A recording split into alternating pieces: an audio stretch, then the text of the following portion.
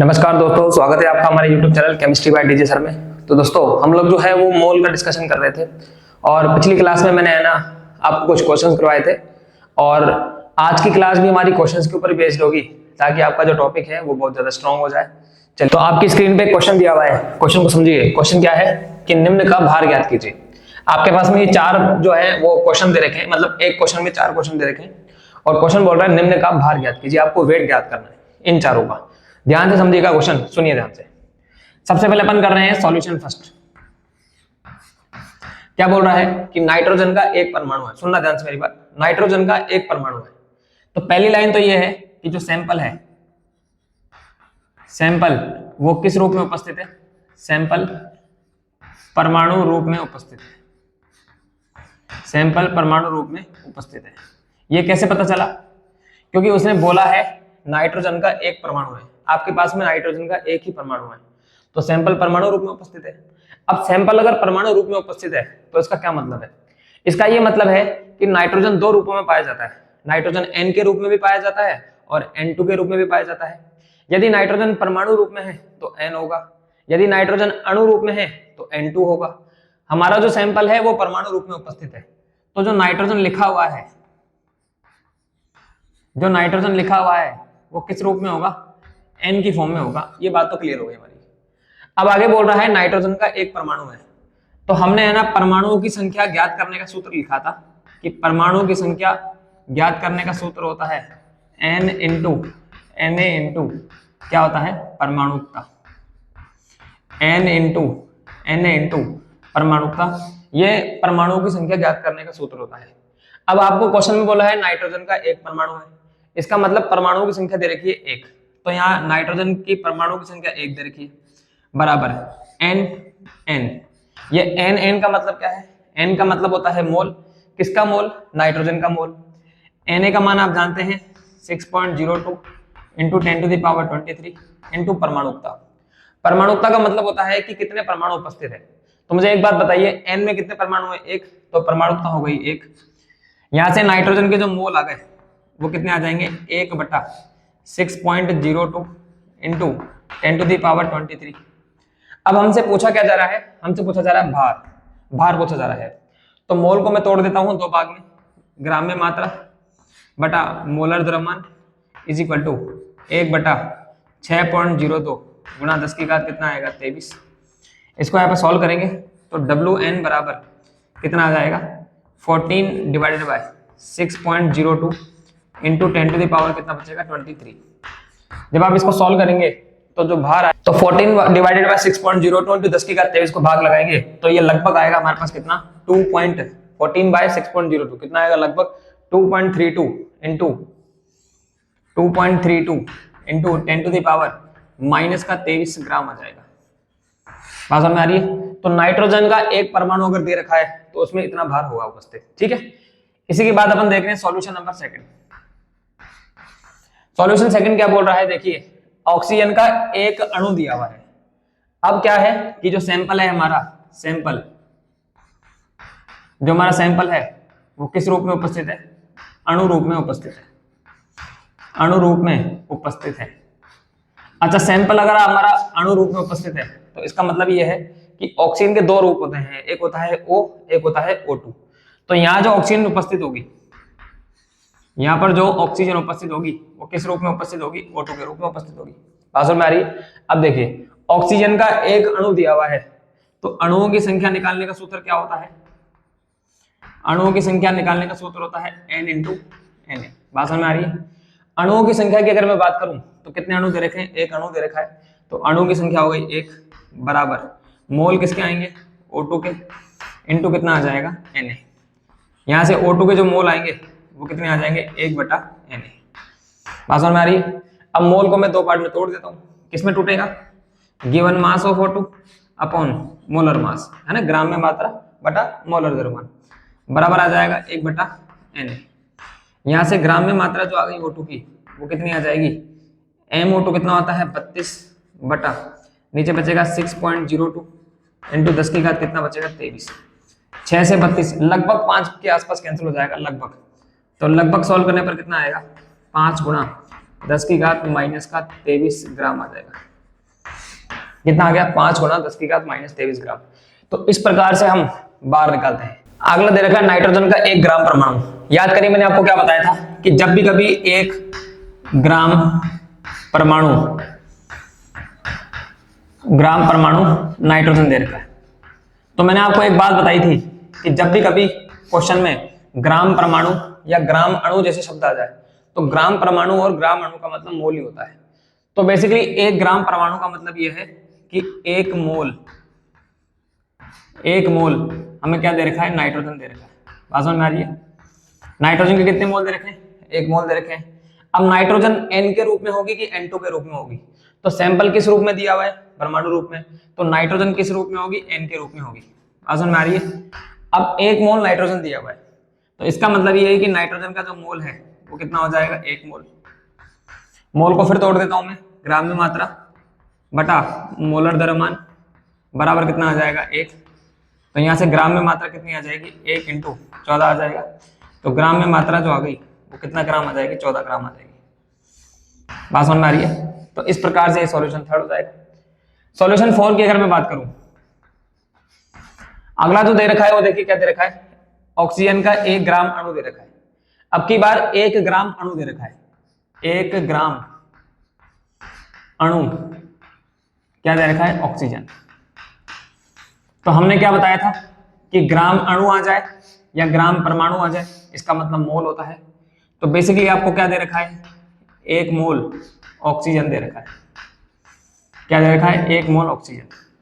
अब सवाल ये आता है कि हमारा जो सैंपल है वो O के रूप में होगा कि O2 के रूप में होगा? तो बोला है ऑक्सीजन का 1 ग्राम अणु बोला है, 1 ग्राम अणु, इसका मतलब सैंपल जो है वो O2 के रूप में होगा, है ना? तो मोल जो दे रखा है आपको O2 का वो कितना दे रखा है? 1 मोल। कितना मोल दे रखा है? 1 मोल। मोल को तोड़ देता हूं मैं ग्राम में मात्रा बटा मोलर द्रव्यमान बराबर कितना आ जाएगा? 1 मोल आ जाएगा। क्यों? इसको यहां मल्टीप्लाई करूंगा तो ग्राम में मात्रा जो आ जाएगी वो कितनी आ जाएगी? 32 × 1 आ जाएगा। तो यहां से ग्राम में मात्रा जो आ गई वो कितनी आ जाएगी? 32 ग्राम। तो इस प्रकार से हम लोगों ने ना 4 अलग अलग तरीके के क्वेश्चन देख लिए कि बार किस तरीके से निकाला जाता है। तो अगला क्वेश्चन आपकी स्क्रीन पर देखिए क्या है। देखिए अगला सवाल आपकी स्क्रीन पे क्या दिया हुआ है कि 5 मोल H2SO4 में हाइड्रोजन, सल्फर और ऑक्सीजन के मोल क्या होंगे। बेसिकली आपको क्या पूछा जा रहा है कि आपके पास में कुल 5 मोल H2SO4 है। कितना मोल H2SO4 है? 5 मोल H2SO4 है। उसमें हाइड्रोजन, सल्फर और ऑक्सीजन के मोल क्या होंगे ये पूछा जा रहा है। कैसे अप्रोच करेंगे इस क्वेश्चन को, सुनिए ध्यान से। देखिए हम क्या कर रहे हैं, यहां तो लिख रहे हैं H2SO4 और यहां लिख रहा हूं मैं हाइड्रोजन। हमें हाइड्रोजन, सल्फर और ऑक्सीजन के मोल निकालने हैं। यहां लिखा H2SO4, यहां लिखा हाइड्रोजन। अब क्या है, सुनिए ध्यान से। अगर मान लो मैं मान रहा हूं कि मेरे पास 1 मोल H2SO4 है, मान लो एक बार के लिए कि मेरे पास 1 मोल H2SO4 है। अब 1 मोल H2SO4 में कितना मोल हाइड्रोजन है? तो देखिए हाइड्रोजन 2 है, सल्फर 1 है, ऑक्सीजन 4 है। तो 1 मोल H2SO4 में कितना मोल हाइड्रोजन है? 2 मोल हाइड्रोजन है। 2 मोल हाइड्रोजन का मतलब 2 मोल H है। लेकिन हमारे पास एक्चुअल में गिवन कितना है? 5 मोल। तो 1 मोल H2SO4 में 2 मोल हाइड्रोजन है। तो मुझे बताइए 5 मोल अगर H2SO4 होगा तो कितना हो जाएगा ये? तो ये हो जाएगा 10 मोल हाइड्रोजन हो जाएगा। बात समझ में आ रही है? तो यानी कि हाइड्रोजन के जो मोल आ गए NH, वो कितना आ जाएगा? 10 मोल। NH का मतलब है हाइड्रोजन के मोल। मोल ही हमसे पूछे हैं। इसी प्रकार से यहां लिख रहा हूं मैं H2SO4 और यहां लिख रहा हूं मैं सल्फर। ठीक है, अगर मान लो इसका 1 मोल H2SO4 है, इसका अगर 1 मोल H2SO4 है तो उसमें सल्फर कितना होगा? वही सेम 1 मोल सल्फर होगा। भाई सल्फर तो एक ही है ना इसके अंदर। तो अगर ये 5 मोल H2SO4 हुआ, अगर ये 5 मोल H2SO4 हुआ तो बोलिए ये कितना हो जाएगा? ये हो जाएगा 5 मोल सल्फर हो जाएगा। इसी प्रकार से यहां लिख रहा हूं मैं H2SO4 और यहां लिख रहा हूं मैं ऑक्सीजन। तो 1 मोल H2SO4 हुआ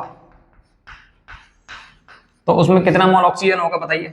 उसमें होगा 4 मोल ऑक्सीजन होगा, है ना। इस पूरे का अगर 1 मोल हुआ तो उसमें ऑक्सीजन कितना मोल होगा? 4 मोल होगा। अब हमारे पास ये कितना मोल है? तो हमारे पास 5 मोल H2SO4 है। तो बोलिए ये कितना हो जाएगा?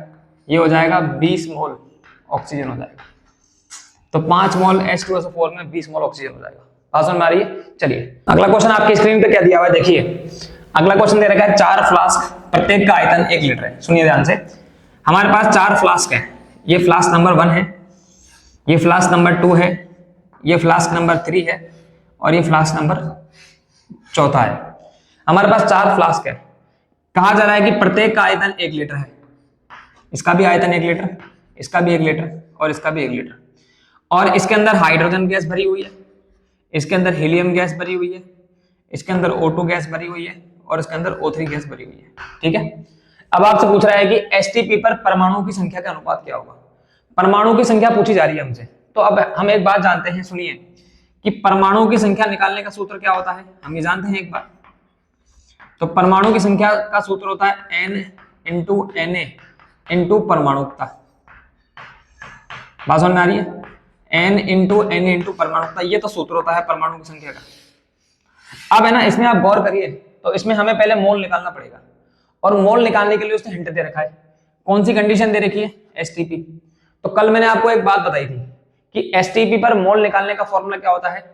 तो एसटीपी पर मोल निकालने का फॉर्मूला होता है n gas is equal to V gas upon क्या होता है 22.4 लीटर।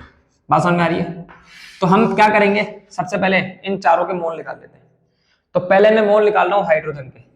तो हाइड्रोजन के जो मोल आएंगे वो कितने आएंगे, क्या आएगा, वी गैस अपॉन 22.4। तो 1/22.4। एक क्यों? क्योंकि आयतन 1 लीटर दे रखा है। ऐसे हीलियम के मोल कितने आएंगे बताइए, वही 1/22.4 लीटर।